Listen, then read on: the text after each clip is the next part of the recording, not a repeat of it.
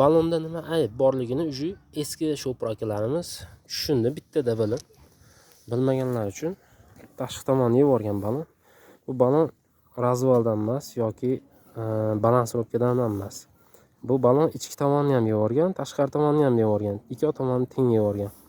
Nimadan desanglar, dami oz yurganidan. Qishda ko'proq akalarimiz damini oz pasaytirib yurishadi. Sababi siygan ketish xavfi kamroq bo'lishligi uchun.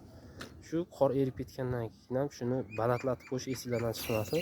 Shuna qilib ichki ham tashi ham teng yevorish ehtimoli katta bo'ladi. Mashinani mo'ki bo'lmaganiga e'tibor bermaysizlar. Mo'ka qildim kechagina yana bir pasda loyda yurib dabdalashib ketib qoldi. Mashina o'ziniki. Oddiy kontent, foydali kontent bo'ladi deb shu videoda olyapman. Like bosib qo'ysanglar, xudo xolasa bundan-da foydali videolar olib boramiz. Sog' bo'linglar, salomat bo'linglar.